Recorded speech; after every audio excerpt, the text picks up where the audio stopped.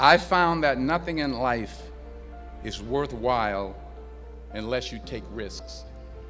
Nothing. Nelson Mandela said, "There is no passion to be found playing small and settling for a life that's less than the one you're capable of living." Now, I'm sure in your experiences in school and applying to college and picking your major and deciding what you want to do with life, I'm sure people have told you to make sure you have something to fall back on. Make sure you got something to fall back on, honey. But I never understood that concept, having something to fall back on. If I'm going to fall, I don't want to fall back on anything except my faith. I want to fall forward. I figure at least this way I'll see what I'm going to hit. Fall forward. This is what I mean. Reggie Jackson struck out 2,600 times in his career, the most in the history of baseball. But you don't hear about the strikeouts. People remember the home runs. Fall forward. Thomas Edison conducted 1,000 failed experiments. Did you know that? I didn't know that. Because the 1,001st was the light bulb. Fall forward. Every failed experiment is one step closer to success. You've got to take risks, and I'm sure you've probably heard that before, but I want to talk to you about why that's so important. I got 3 reasons. First, you will fail at some point in your life. Accept it. You will lose. You will embarrass yourself. You will suck at something. There's no doubt about it. And I know that's probably not a traditional message for a graduation ceremony, but hey, I'm telling you, embrace it, because it's inevitable. And I should know. In the acting business, you fail all the time. Early on in my career, I auditioned for a part in a Broadway musical. Perfect role for me, I thought, except for the fact that I can't sing. But here's the thing. I didn't quit. I didn't fall back. I walked out of there to prepare for the next audition, and the next audition, and the next audition. I prayed. I prayed, and I prayed. But I continued to fail, and fail, and fail. But it didn't matter, because you know what? There's an old saying, you hang around the barbershop long enough, sooner or later you're going to get a haircut. So you will catch a break, and I did catch a break. Last year, I did a play called Fences on Broadway. Someone talked about it. Won the Tony Award. And I didn't have to sing, by the way. But here's the kicker. It was at the Court Theater. It was at the same theater that I failed that first audition 30 years prior.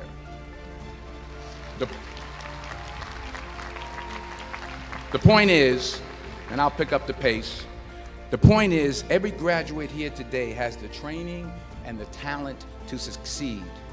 But do you have the guts to fail? Here's my second point about failure. If you don't fail, you're not even trying. I'll say it again. If you don't fail, you're not even trying. My wife told me this great expression. To get something you never had, you have to do something you never did. Les Brown's a motivational speaker. He made an analogy about this. He says, imagine you're on your deathbed, and standing around your deathbed are the ghosts representing your unfulfilled potential. The ghost of the ideas you never acted on. The ghost of the talents you didn't use. And they're standing around your bed, angry, disappointed, and upset. They say, we came to you because you could have brought us to life, they say. And now we have to go to the grave together. So I ask you today, how many ghosts are going to be around your bed when your time comes? You've invested a lot in your education, and people have invested in you. And let me tell you, the world needs your talents, man, does it ever. I just got back from Africa like 2 days ago, so if I'm rambling on, it's because I'm jet lagged. I just got back from South Africa. It's a beautiful country, but there are places there with terrible poverty that need help.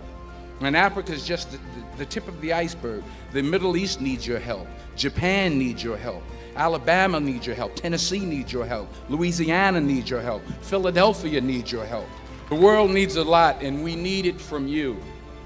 We really do. We need it from you young people. I mean, I'm not speaking for the rest of us up here, but I know I'm getting a little grayer. We need it from you, the young people, because remember this. So you got to get out there. You got to give it everything you got, whether it's your time, your talent, your prayers, or your treasures.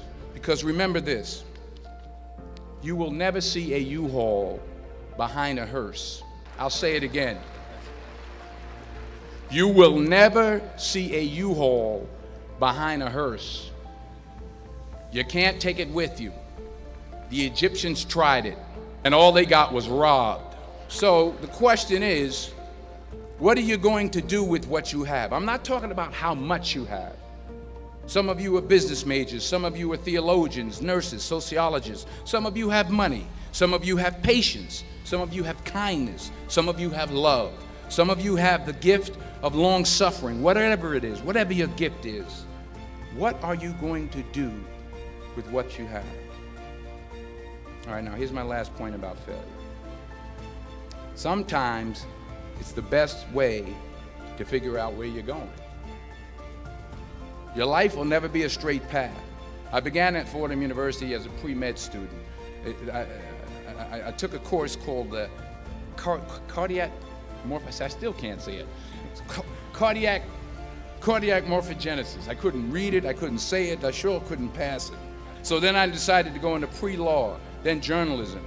And with no academic focus, my grades took off in their own direction. Yeah, down. I was a 1.8 GPA one semester, and the university very politely suggested that it might be better to take some time off. I was 20 years old. I was at my lowest point. And then one day, and I remember the exact day, March 27th, 1975, I was helping my mother in her beauty shop. My mother owned a beauty shop up in Mount Vernon. And there was this older woman who was considered one of the elders in the town. And I didn't know her personally, but I was looking in the mirror, and every time I looked at the mirror, I could see her behind me, and she was staring at me. She just kept looking at me. Every time I looked at her, she kept giving me these strange looks. So she finally took the dryer off her head and she said something I'll never forget. First of all, she said, "Somebody give me a piece of paper. Give me a piece of paper." She said, "Young boy, I have a prophecy, a spiritual prophecy." She said, "You are going to travel the world and speak to millions of people." Now, mind you, I'm 20 years old. I'm flunked out of school. In fact, like a wise ass, I'm thinking to myself, maybe she's got something in that crystal ball about me getting back into school next fall. But maybe she was on to something, because later that summer, while working as a counselor at a YMCA camp in Connecticut, we put on a talent show for the campers. And after the show, another counselor came up to me and asked, "Have you ever thought about acting? You're good at that." So when I got back to Fordham that fall, I got in and I changed my major once again for the last time. And in the years that followed, just as that woman prophesied, I have traveled the world and I have spoken to millions of people through my movies. Millions who up till this day couldn't see me, who up till this day I couldn't see while I was talking to them, and they couldn't see me. They could only see the movie. They couldn't see the real me. But I see you today, and I'm encouraged by what I see. And I'm strengthened by what I see. And I love what I see. Many years ago, I did this movie called Philadelphia. We filmed some of the scenes right here on campus. Philadelphia came out in 1993. Most of you were probably still in diapers. Some of the professors too. But it was a good movie. Rent it on, Netflix. It's a good movie. Rent it. It's about a man played by Tom Hanks who's fired from his law firm because he has AIDS. He wants to sue the firm, but no one's willing to represent him until a homophobic ambulance chaser lawyer, played by yours truly, takes on the case. In a way, if you watch the movie, you'll see everything I'm talking about today. You'll see what I mean about taking risk or being willing to fail. Because taking risk is not just about going for a job. It's also about knowing what you know and what you don't know. It's about being open to people and to ideas. In the course of the film, the character I play begins to take small steps, small risks. He very, very, very slowly begins to overcome his fears. And I feel ultimately his heart becomes flooded with love. And I can't think of a better message as we send you off today.